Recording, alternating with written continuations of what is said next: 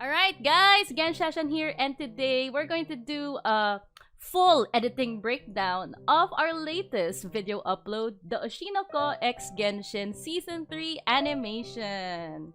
So it's not really my first time to show a behind the scenes video, but for this one in particular, I want to do something different. I kind of want to go through every single frame of the video and explain in detail the full editing process, like the techniques I used, the things that Philo and I did to be able to match the Genshin frames as close as possible to the Oshinoko frames. In case you didn't know, Philo is my collaborator in almost all my videos. Like, she's the one who acts. Actually, she's Lumine here, and I'm Ether. And she also is the one who comments on all my drafts. And finally, for this particular video, she is the main set designer because she's the one who made the Miliastra Wonderland stages that we used to film. Unlike our other past videos, it's our first time to use Miliastra Wonderland heavily. And yeah, I'm excited to show you how we were able to pull this off, how to match the frames. This is gonna be scuffed, I'll admit, since, again, full editing process and all, but I'll try my best, guys. I'll try my best. Anyways, without further ado, let's start. So, first things first, guys. Why did we choose this Oshinoko ending? A lot of people were actually, I saw some of the comments, they were like, oh, I thought you were gonna do the opening. Well, the thing about the ending, if you check it out, it's a bit more simpler in terms of animations, right? Like in terms of the actual visuals. You have like the white screen area and some of the dark areas with the spotlights. It looks simple, but in terms of doing it in Genshin, that's where it stops being simple. Like, for example, where can we find a dark room with this kind of spotlight, right, in Genshin? Or where can we even find a place that has a pure white screen in Genshin, right? We're talking about like the base game, like where in Teyvat can we find these places? That's why we thought that, hey, if we're gonna try out doing these like scenes, like recreating it using Miliastra Wonderland, it feels like a good starting point, to try something new. Since again, they're simple, but then I think when I show the process, you'll realize how it's not really that simple. All right, let's start now. Let's start with the actual frames. So the very first part with Paimon, right? We have this one. So the funny thing about this part is I already knew, since there was a, you see that the film clapperboard. I already knew that, oh wait, there's this part in the trailer, the one with the film festival in Fontaine, where we have Paimon doing this clapper. I was like, okay, I know, I'm gonna put that there.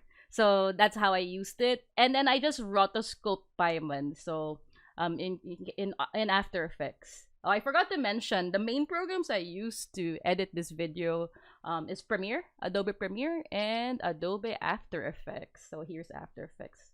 I also used a little bit of Photoshop, but I'm not gonna show much Photoshop. I didn't really use Photoshop that much, to be honest. It's really more Premiere and After Effects.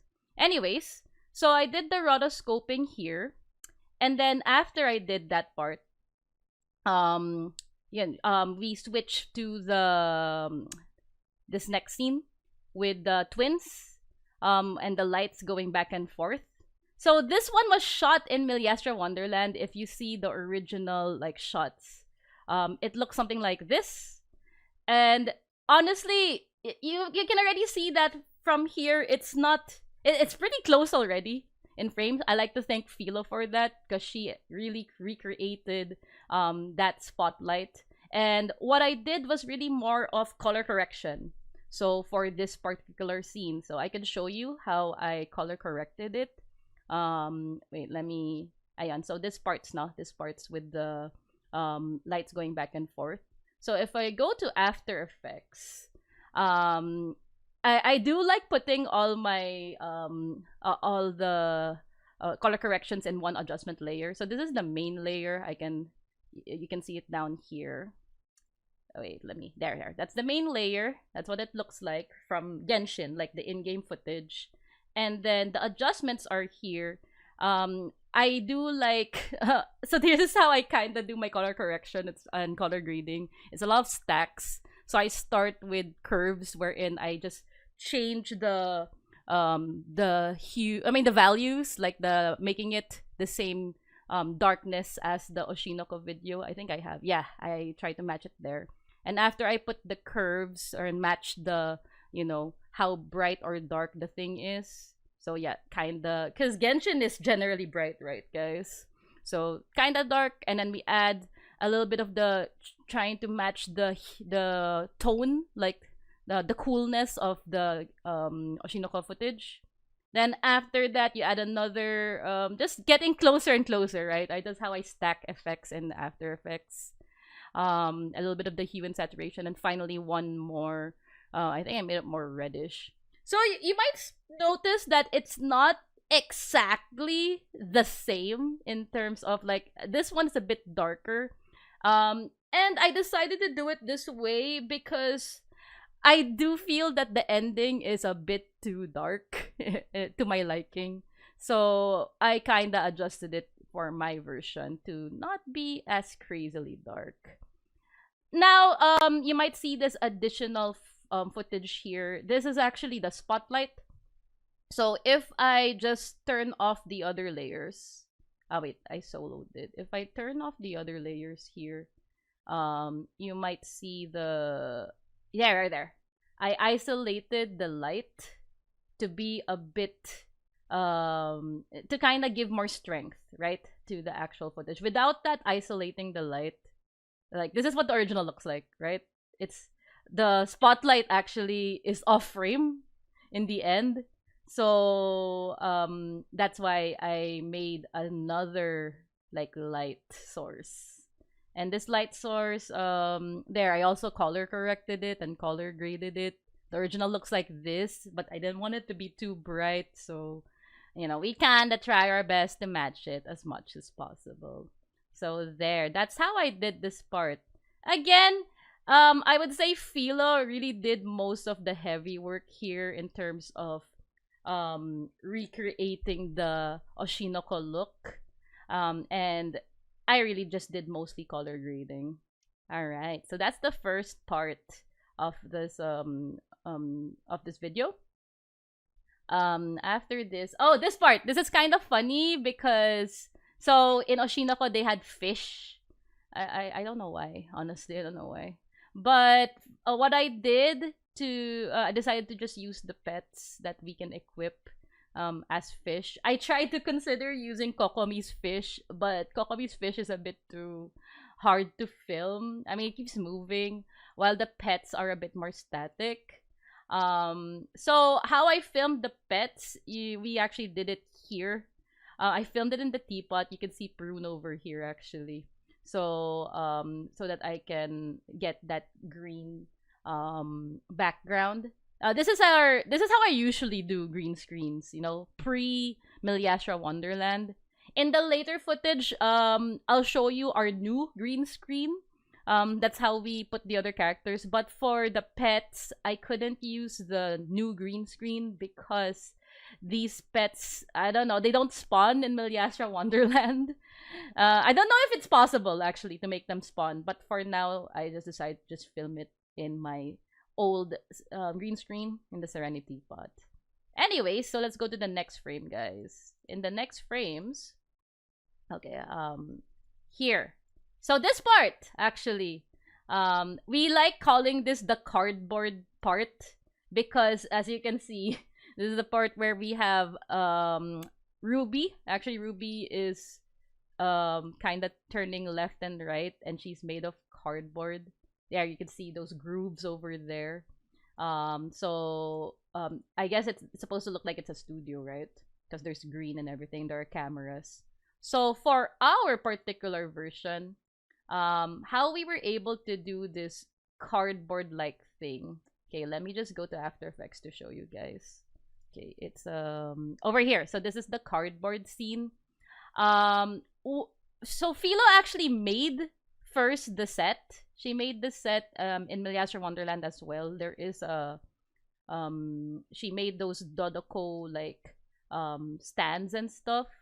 Sorry, I'm trying to figure out which. I have so many compositions, guys. Ah, here we go. Here we go. So I think this one, comp 10, has the actual set. Yeah. So this is um kind of like showing the set that Philo made, and how I was able to create, I guess, the look of cardboard on Lumine, like this flipping thing. So Lumine is originally a PNG, like a static PNG. I took separate photos of her pointing. This is actually her hydro version, the E, where she's pointing and it's like doing the pew pew pew. That's the one. And then I just took several pictures of her doing that. And then what I did is that I put it in 3D space. So if I would again, let me just open this up. There's our Lumine image. And then I know it looks flat right now, but if I go to like 3D view, let me see if I could show this properly. Ah, okay. I'll just show maybe the front. And then if I rotate Lumine in this manner. Oh no. Oh wait.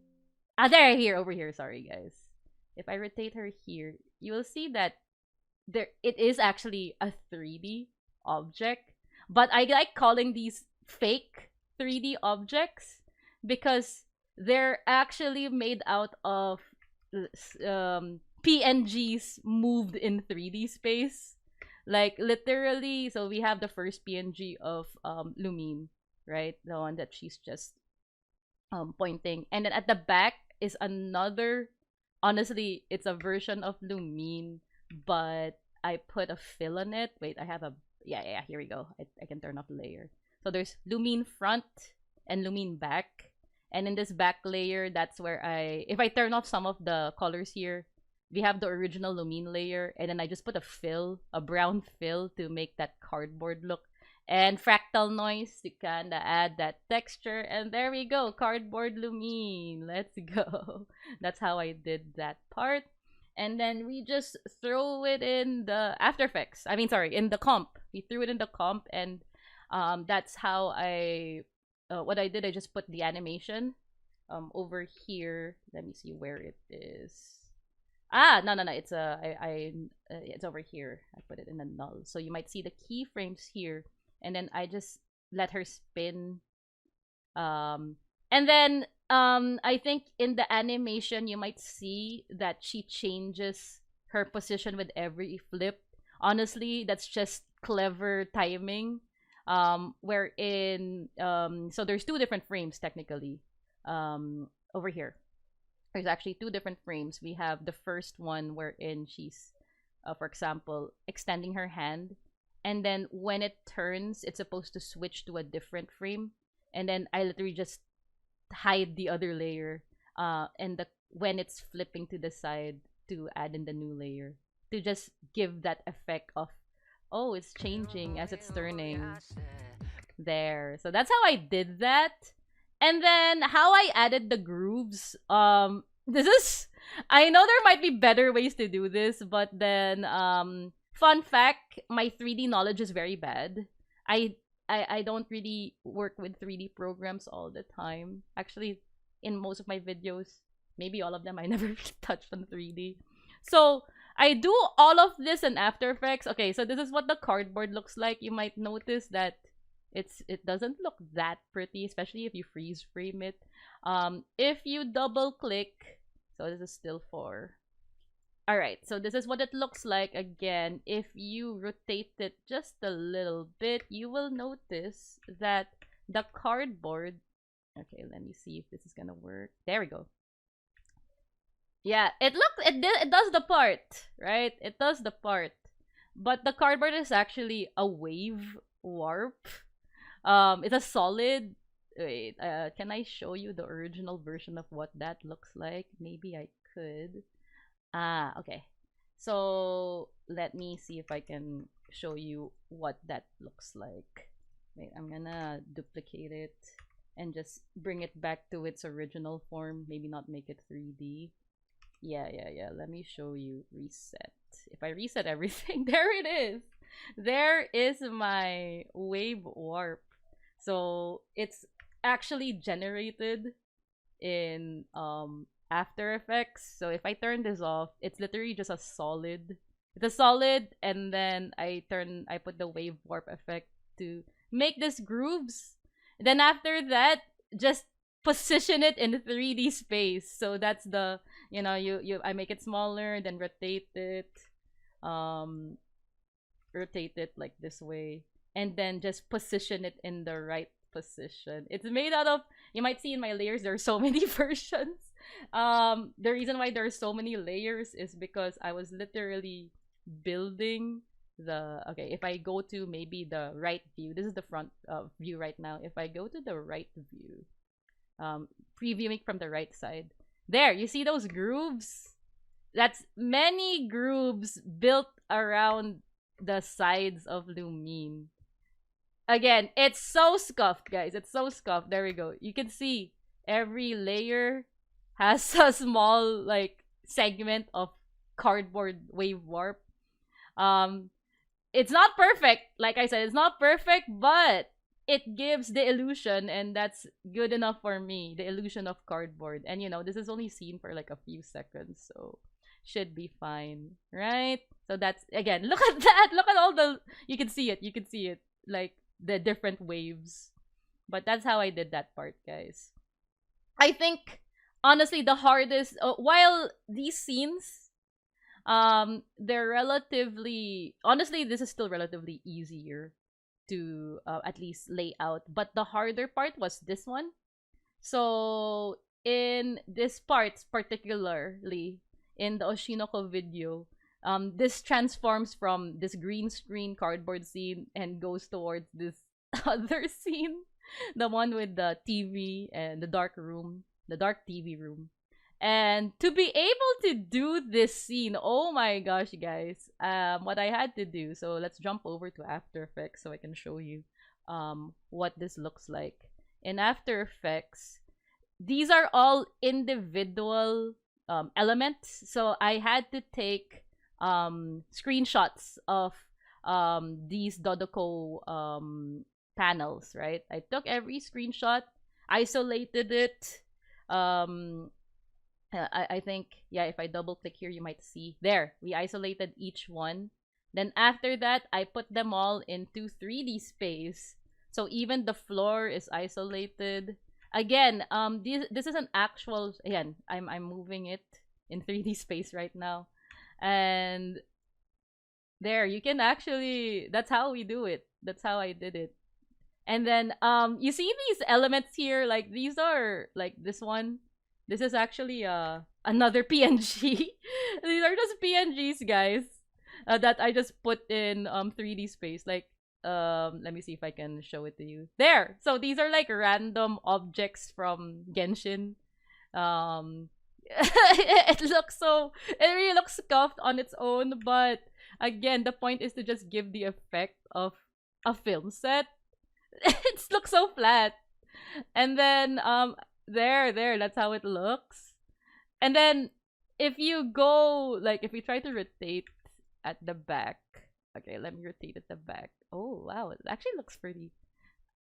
I think I turned off the other layer so this freaking comp won't die.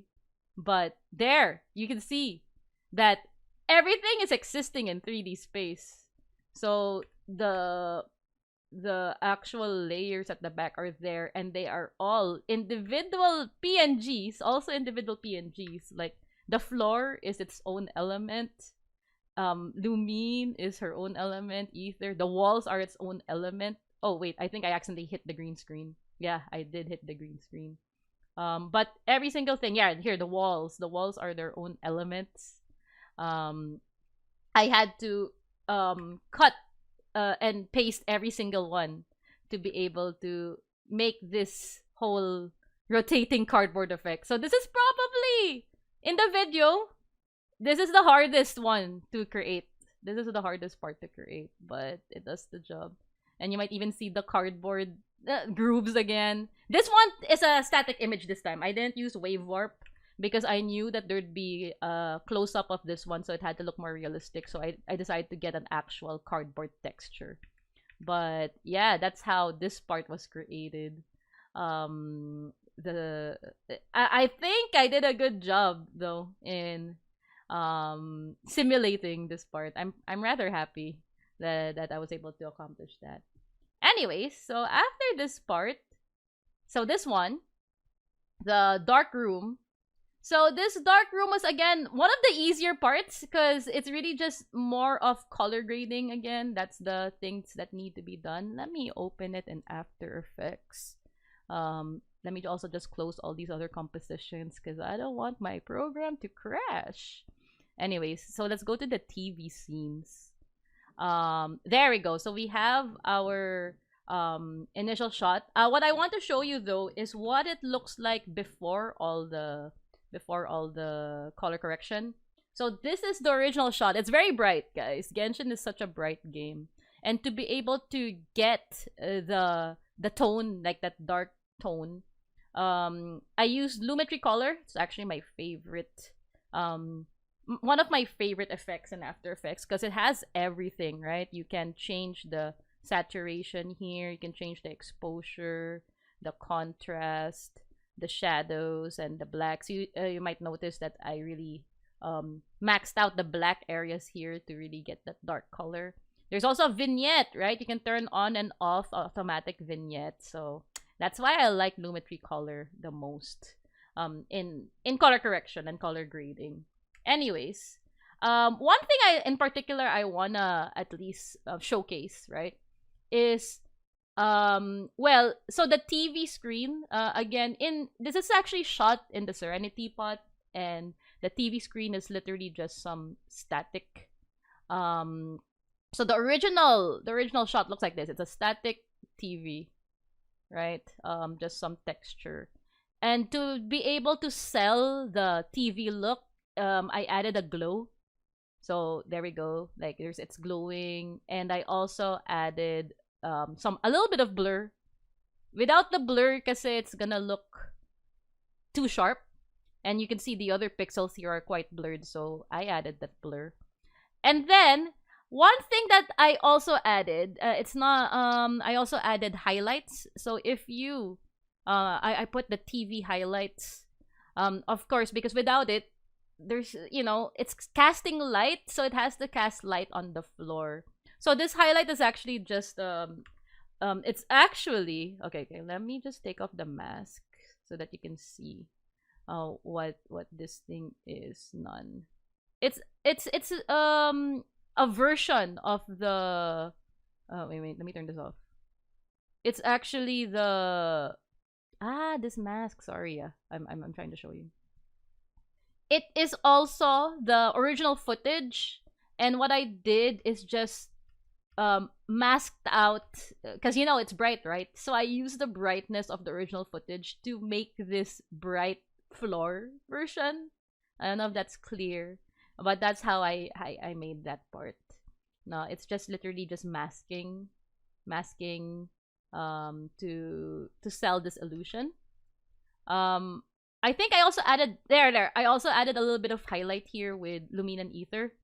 So for me, it's really important now when I'm editing, I pay attention to light and how objects react to light. So you might think that, hey, this already looks good, but if you add that additional light on Lumine and Ether, it kind of sells the idea more that there is a screen that's lighting these two characters, right?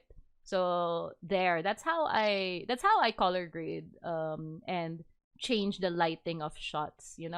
It's pretty fun, trying to break down and see how we can adjust the shots to be as close as possible to the actual Oshinoko video. Because even the Oshinoko video, I tried to follow that there's a light here, there's a little bit of highlights here and the like. So that's how I did that particular part. All right, let's move on to the next part. So the next scene that I worked on, so aside from, again, same process for the rest of these scenes, right? Oh, I do wanna I wanna show this particular part. Okay, this one.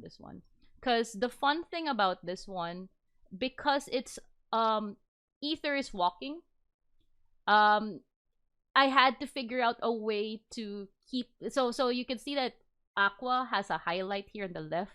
I wanted to do the same thing, but because ether is walking, I had to figure out a way on how to make the highlights move with ether, right? So the process for this one, so let me open that up. It's in Comp 21. The process for this one was a bit similar to how I did it with the Jujutsu Kaisen video, like creating those highlights. So what I had to do, I had to rotoscope actually. So wait, the original video looks like, I think I can show it here. Yeah. The original video looks like this. So look at that. Looks like that. It's very bright, right? And to be able to achieve that look in After Effects, again, there are many layers. Let me turn off the layers so you can see how each one works. The first one is the color grade, so I put the color grading first. The second one is adding a little bit of that highlight for the television set, putting those this is just a black solid, putting it there to add those shadows. And then I have a rotoscope actually of ether. So I can show it here. I rotoscoped ether to be separate. Okay, let me, yeah, there you can see it. A rotoscoped ether. Maybe I shouldn't play this back. I feel like it's going to crash the system. But there. So I separated ether, and then I added the color, right? The dark color, the shadow, so that it matches the background. So there, he's matching the background better. And then but I added another layer, a second layer at the back, the bright version.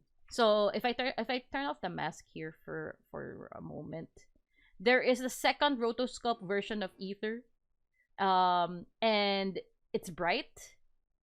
So the point of this bright area is that when I put the dark area and then I put this matte choker. So what the matte choker does is it kind of contracts the pixels, like the edges, so it makes it become smaller.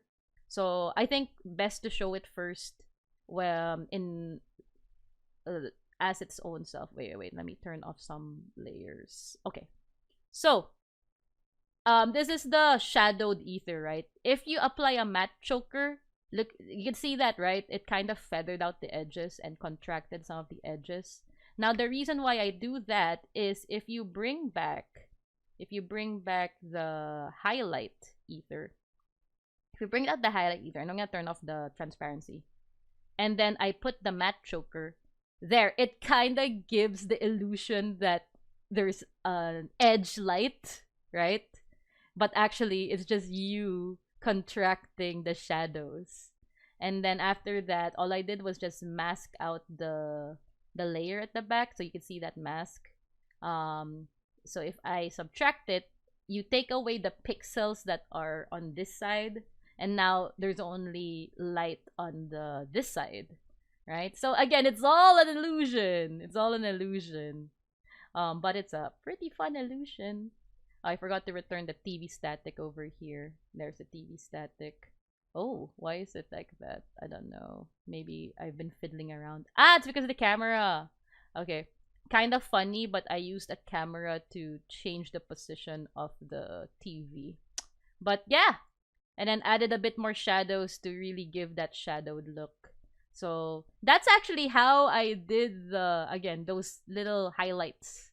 Similar to the red highlights in the Jujutsu Kaisen video. So I use that technique a lot also, particularly for the TV shots. Alright, so moving on to the next part. In our next part, I think it's already the a little bit of those, the white screen area. If there was no Milliastra Wonderland, what I would do is actually film this in our Sumeru green screen. Like, I'd look for a green tree and film it there. That's how I did it with Jujutsu Kaisen. And the thing is, because it's white, it will be so much harder to do this with that method. That's why I'm so glad that Philo was able to create a stage that just has a pure white, like it's just a pure white room. I have it here. Let me show you. Um, let me see if I can show it. The actual room. Because all I did is crop out the elements. Wait, here we go. I think if I there, guys, if I crop this out, I mean you can see you can see the game elements around. Let me uncrop this part. There, you can see it. All I did was crop it out, so there is an actual room in Genshin where we were able to just film thanks to Miliastra Wonderland. We do have another video, a behind the scenes video where we showcase our actual Miliastra Wonderland stages. So if you want to see that, check out that other video. Anyways, there. So I did zero editing for this one. I am so happy. You have no idea, guys. You have no idea how happy I am that I didn't have to try to figure out how to recreate this in Genshin.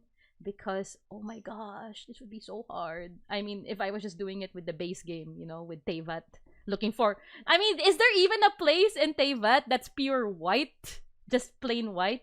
I recall the only place that had that, or the only scene that had that was Durin's story quest.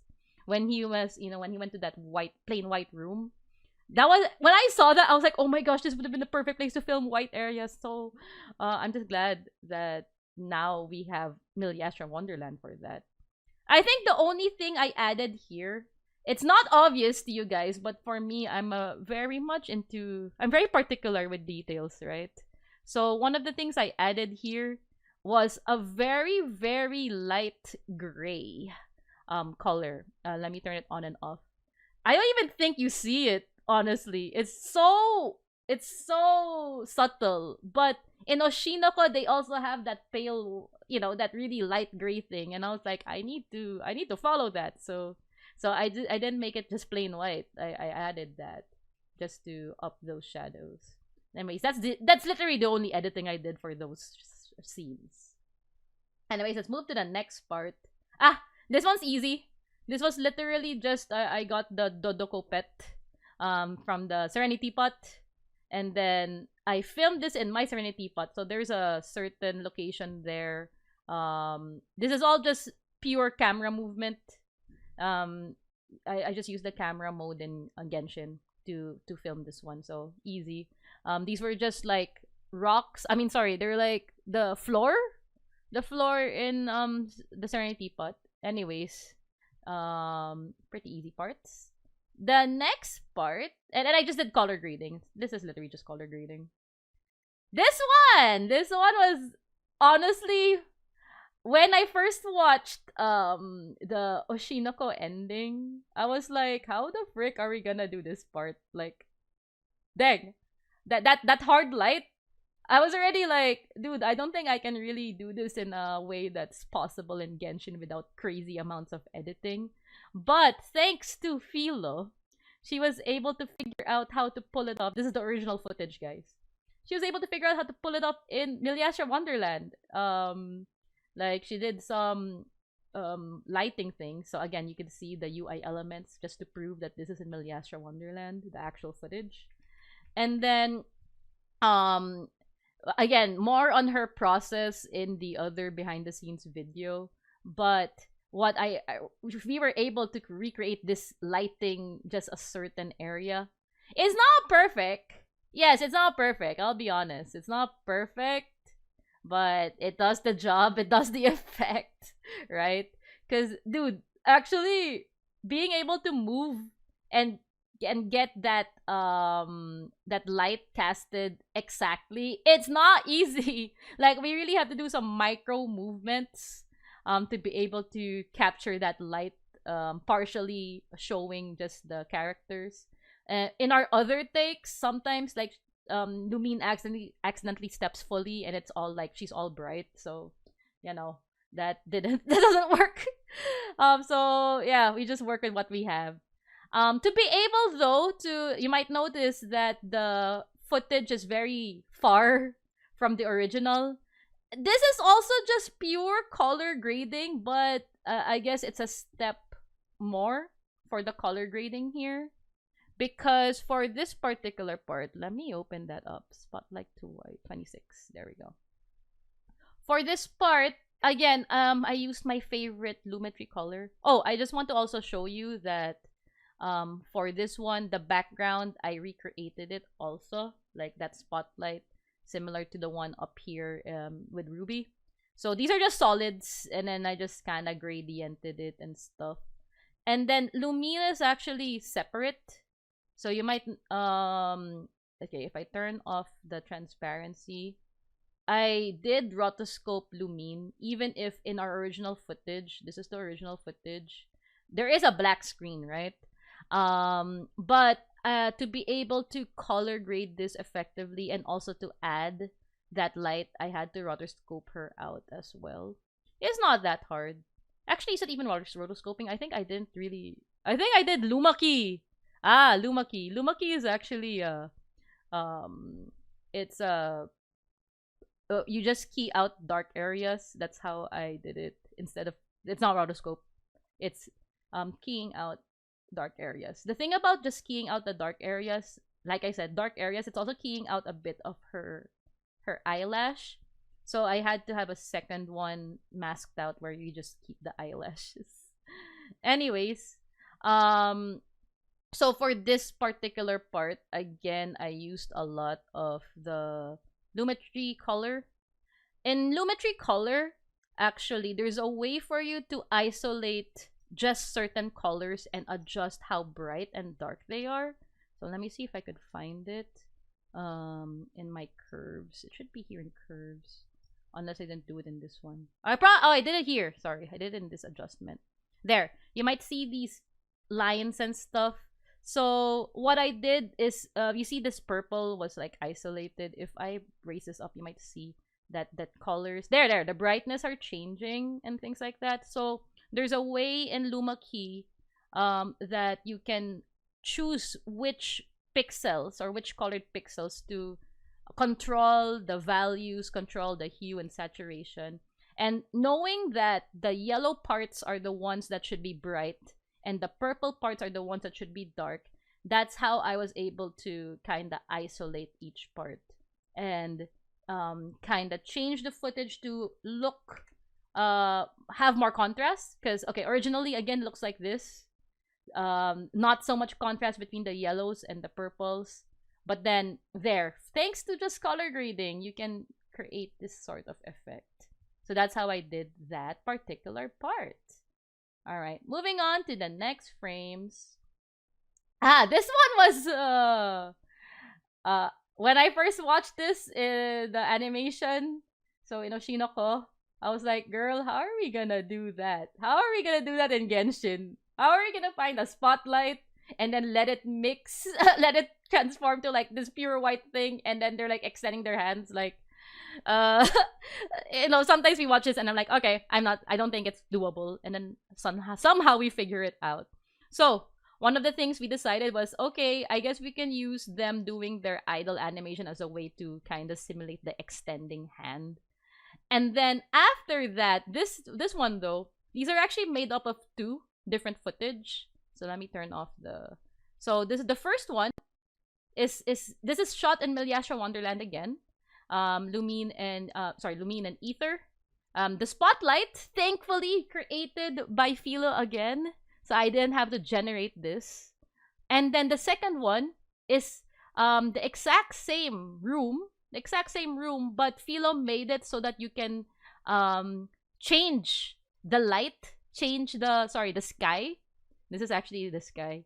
Change the entire room with just one button. So we didn't have to this is so that the reason why we did that is so that Lumine and Ether can remain in the same position in the frame, and we can easily make that transition. See the transition. You might see though that Lumine is different. There's actually and Ether's kind of fixed. So these are several frames. Like we waited for Lumine and Ether to do their idle animations and then sync them all up, because they wouldn't do it at the exact same time. Yeah, I can't trigger freaking idle animations, but that's how we It's just me copy pasting several different frames and masking. But to be able to do this transition, okay, the breakdown for this one is gonna be quite long, I guess, compared to the others. So let me just show you how we did this boom light transition. So that's comp 30. In comp 30, let me bring that out. This one. So the first part is just color grading again. So I color graded this to look a bit, have more contrast. And then the second, so these are if again, it's just two different footage, but to be able to make that transition thing. Wait, let me see if I can go to the exact there. To do this one. So first off, I did a kind of like a mask of sorts. So there's a mask here. Where is it? White. Yeah, this one. So there's a mask here that shows you that expands. The reason why it's shaped this way, I was really trying to follow how they did it in Oshinoko. So it's kind of shaped that way as well. And then we just let the mask expand.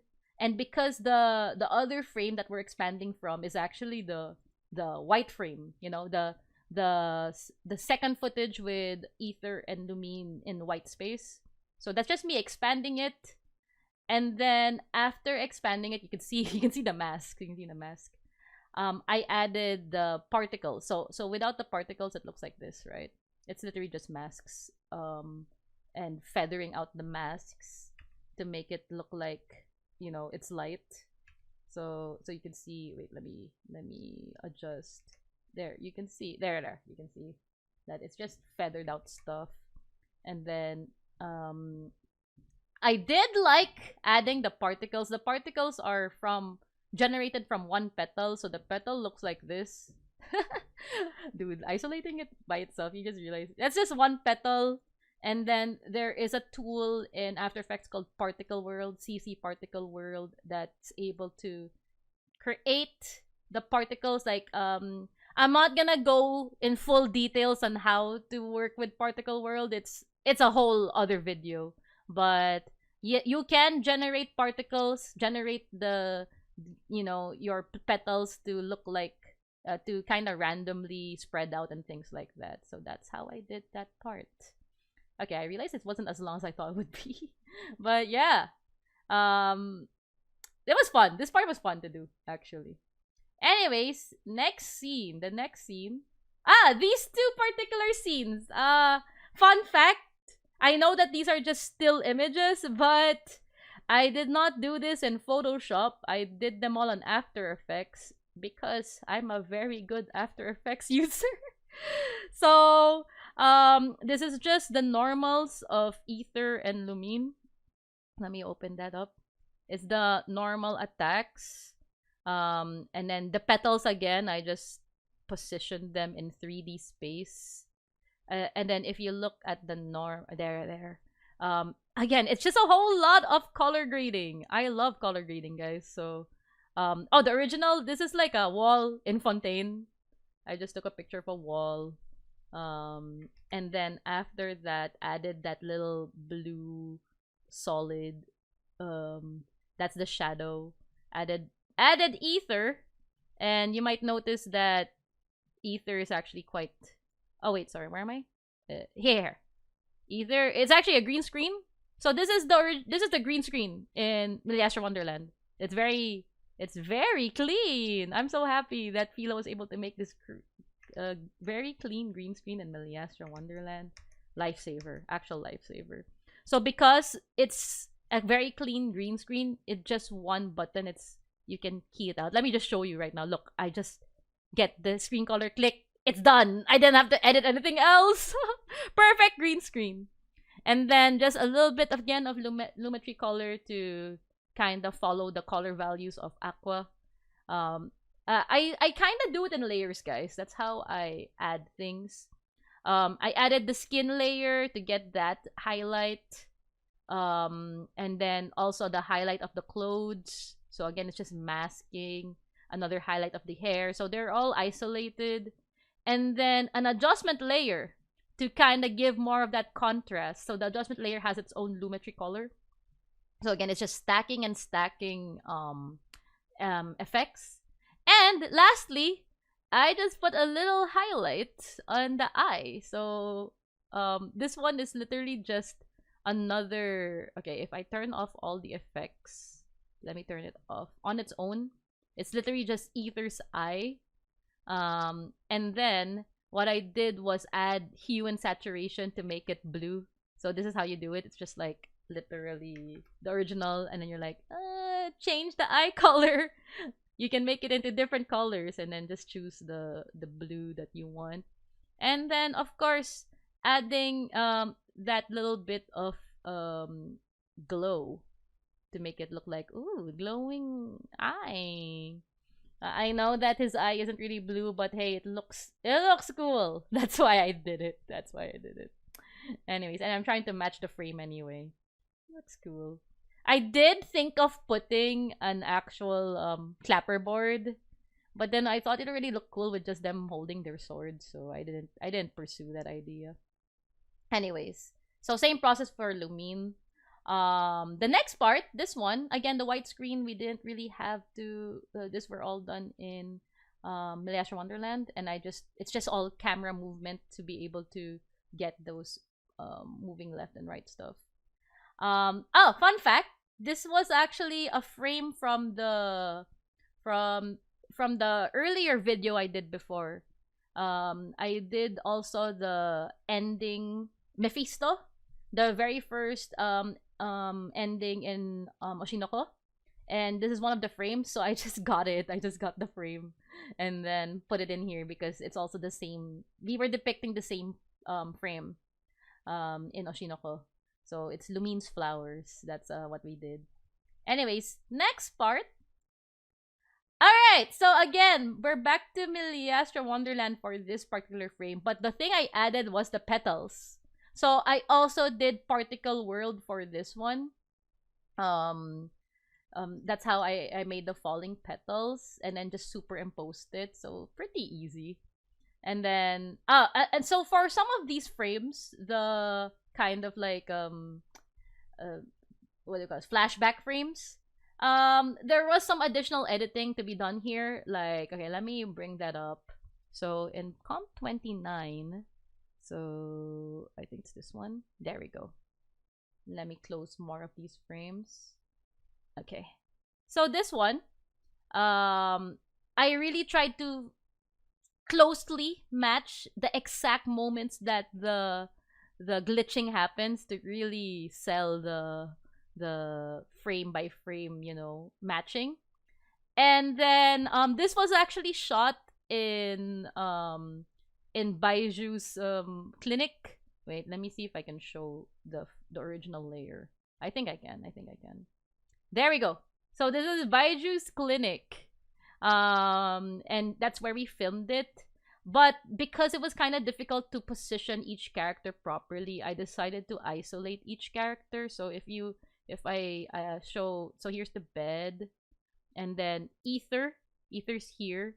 I use so this is green screen.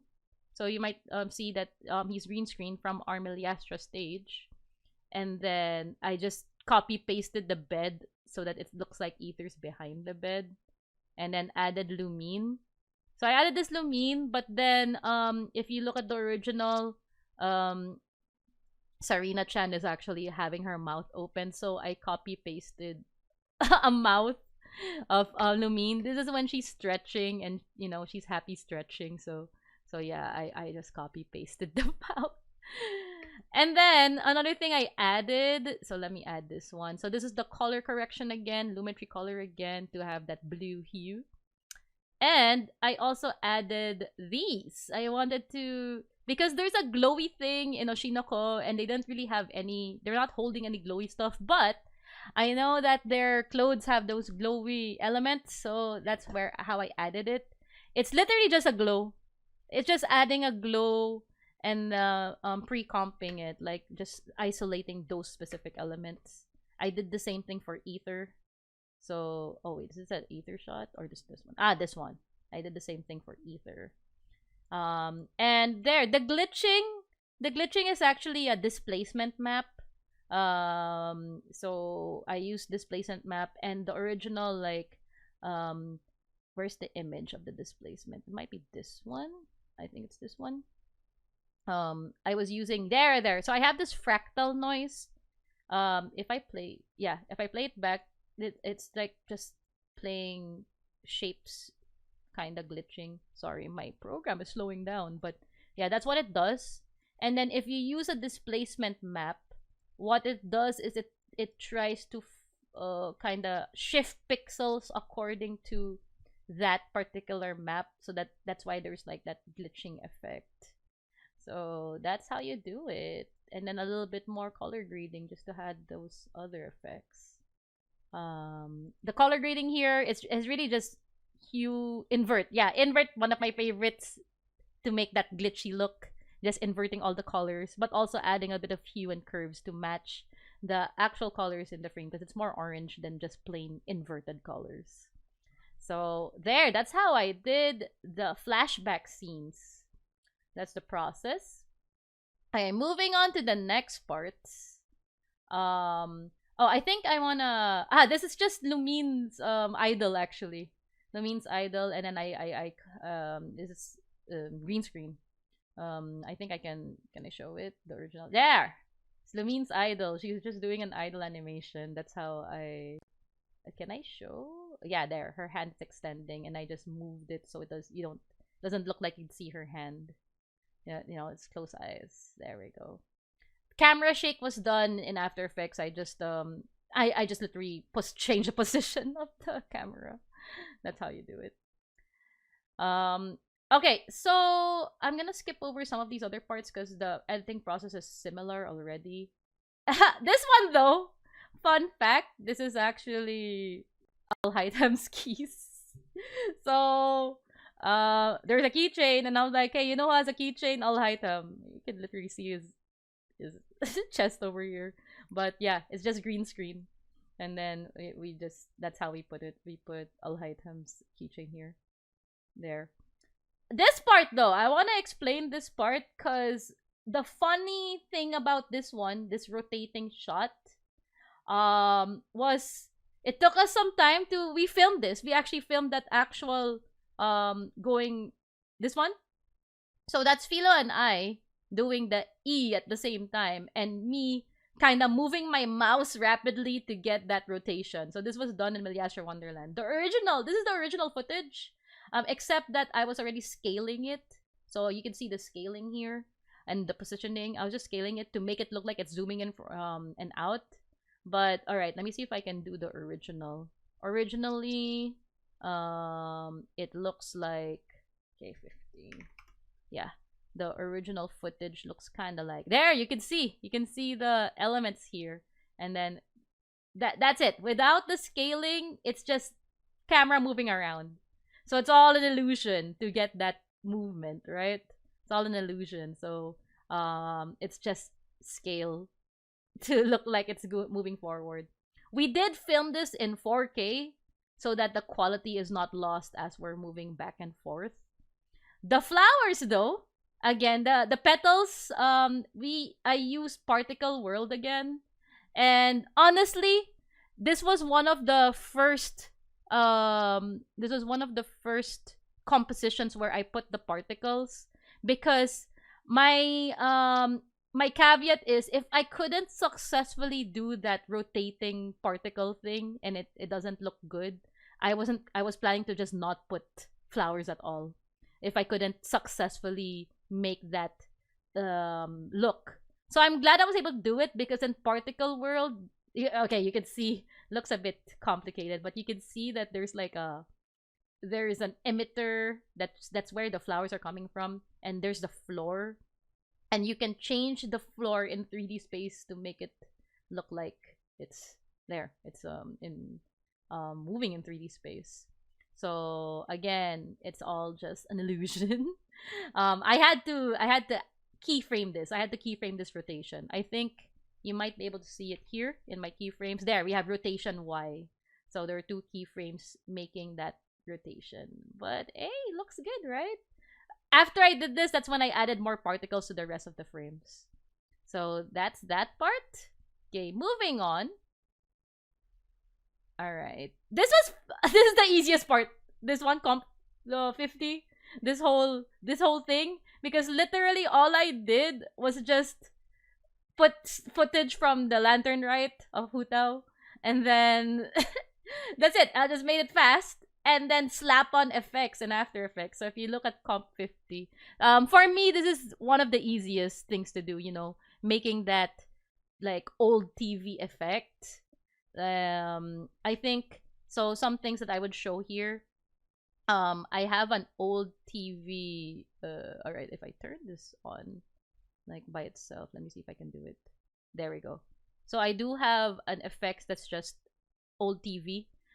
There are presets and After Effects that you can just get there. There's like old, bad TV, warp, bad TV, old, bad TV. I just slapped it on here. So not I didn't have to do extra things to have that bad TV look. But of course, I added more color correction, movement.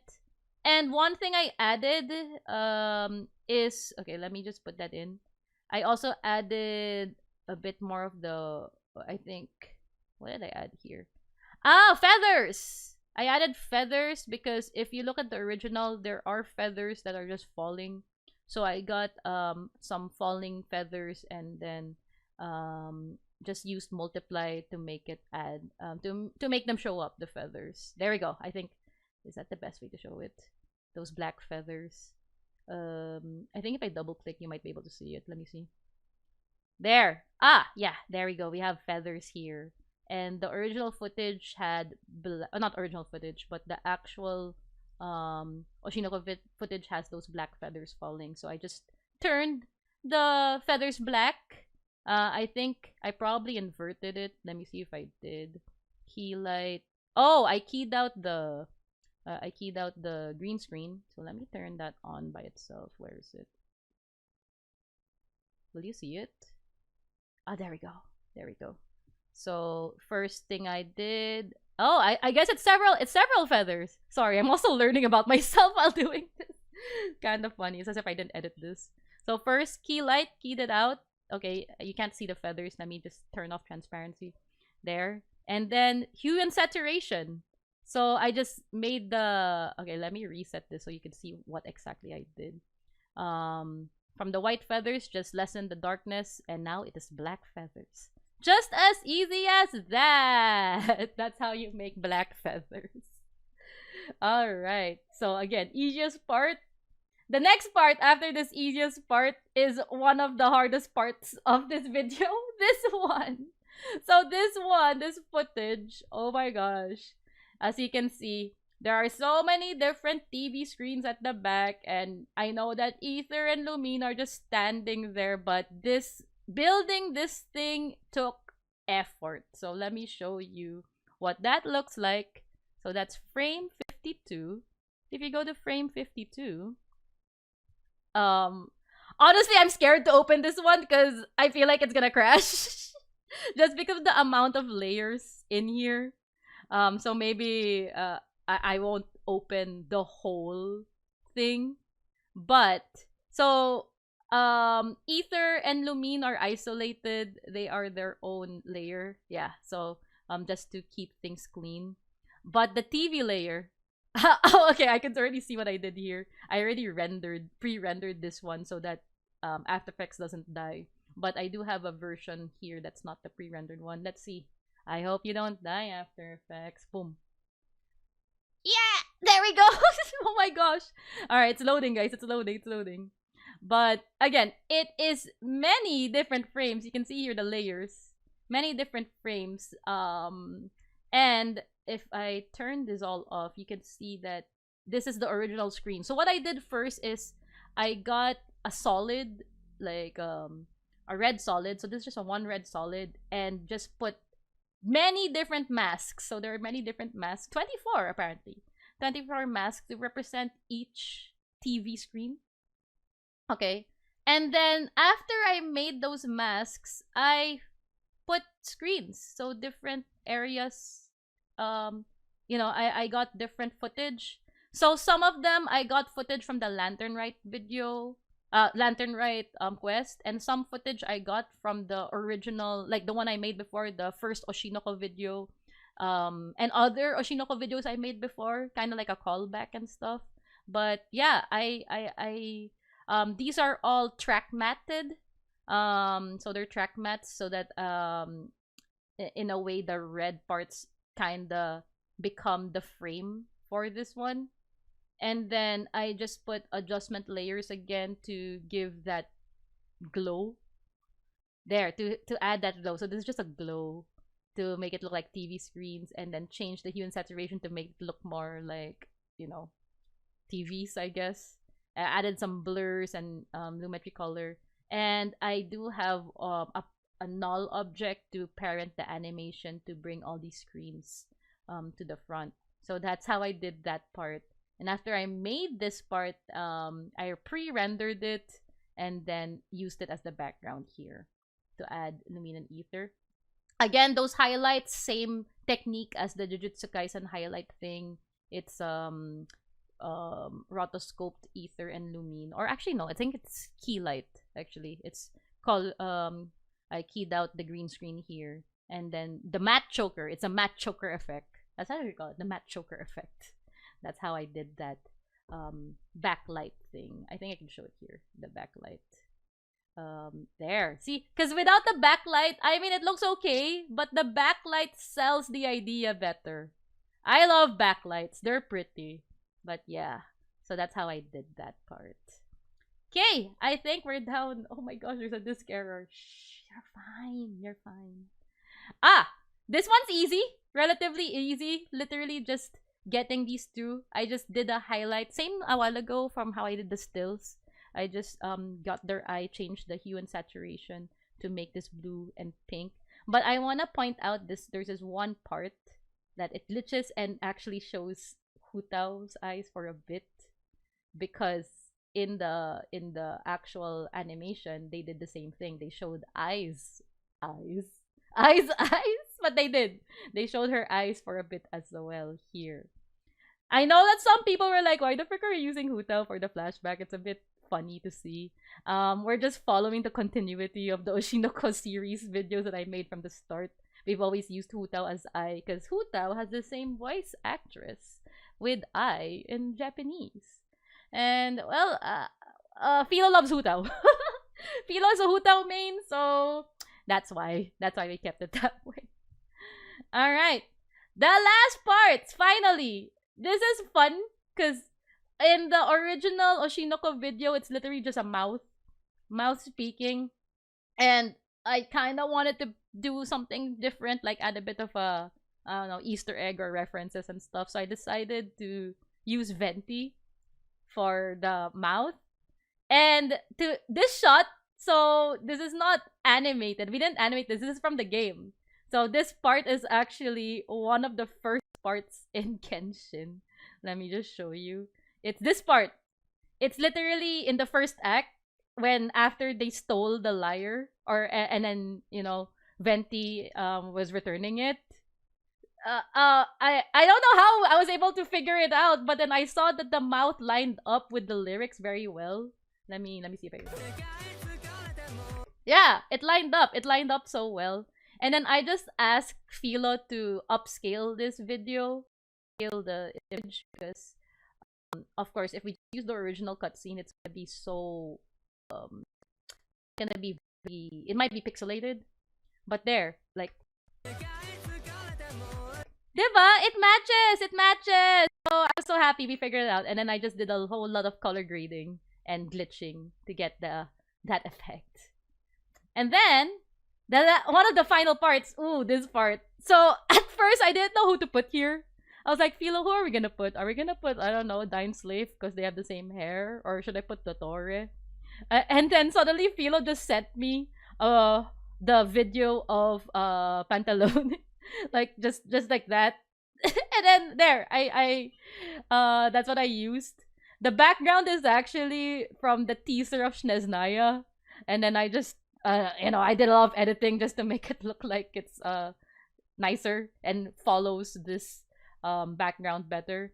And I switched out So this is the original, right? This is how he was putting his hand. I did switch out his position so that it matches the frame. Uh, some people might find that like, no, that's not how his hair looks, but you know, it's dark anyway. I think I could get away with it if it's dark enough. So again, it's a whole lot of color grading again for that part. Let me show that. It's color grading to the max for this one. Like I really darkened out this area. Let me see if I can put it. Yeah, yeah, yeah. So um here we go. There. So we got I put these shadows. Oh, I tried to block out Ether over here with Pantalone himself. And then there. Look at that. Look how different it is. Lumetri color is amazing. A little bit of blur so that it doesn't look too sharp. I also separated the highlights. Again, highlights are amazing. Just to give that backlight again. I also did it for the glasses. I didn't need to do it, but I felt that glasses is an important look or visual for Pantalone. So I wanted to I put in those highlights. I think it made him a bit more sinister in my opinion. And finally just the table and the cups. There. It's just literally there. That's how I did that particular frame. This one is just Columbina. It's so funny that while we were filming, I went here and there was that cutscene, like the Selenical Chronicle whatever thing, and I was like, oh, there, she's there. I could just film her there. Cause did you know in Columbina's like area you cannot switch character, so I'm just glad that Columbina happened to spawn there at that moment. When I was filming, and then I just put the moon. I just put the frost moon there, literally just a PNG. And then color grading again, the art of color grading. This is just the TV again. I put it there. Color graded it. Oh, this one in particular. These are all just PNGs. This is Lumine's flowers from which can I show which part of the game it is? I don't know if I could. When Ether first saw, oh, I think you can show it here. I think you can show it here. I do have the before and after scenes. There we go. There. When Ether saw the flowers of Lumine, or the Traveler, I mean, sorry, the Traveler, because also Lumine saw this. That's I just copy. I just photoshopped it out, put it here, and then this one actually is the kind of like those things that are hanging near what do you call this, Wangshu, in Liyue, they have this hanging. I won't show anymore the actual one. But I just slapped in Hu Tao's keychain to put that in there. Let me see. Can I put it? Okay, it's not there. Or can I show? All right. No, there. And the table is this one. The table is a screenshot that I just made it super wide. Sometimes I get lazy and just this is from a different video actually, and that's how I put them all together. Again, literally PSDs and PNGs positioning together. That's how I made that part. And the final part, literally just this, the pets. So the Sealy and the Oceanid, all I did here was, again, it's just the green screen teapot with Prune over there. Prune as my stand-in for the Sealy. And the Oceanid. So that's how I did it. And then it's literally just putting a white screen at the very end. Alright, guys. So that's the end of this video. A full breakdown of the Oshinoko Genshin animation. Ending animation 3. Well, guys, I hope you enjoyed that one. I hope you were able to, I guess, see the work that went into this one, even if it looks simple, I guess. But Philo and I really enjoyed putting this together. And honestly, I'm glad that I have this chance to also share with you the actual editing breakdown. Maybe, I don't know, we'll see if I'll do more of these breakdowns, like really full breakdowns for future videos. I don't know, if you like to see more of things like this, comment it below. And yeah, maybe this will be a regular thing. I don't know, we'll see. Anyways, that's it for now. If you haven't watched the video, go check it out on YouTube, the Oshinoko X Genshin Season 3 animation. You can also check out our other behind the scenes videos, like I did a before and after side by side comparison of the main video and the video without any editing, without any effects. And we also have a studio tour. So Philo and I did Miliastra studio tour, behind the scenes tour. So that's another video you can check out for yourselves. And there, if you want more from me, like and subscribe. Like and subscribe to Genshin. And I'll see you in the next video. Bye!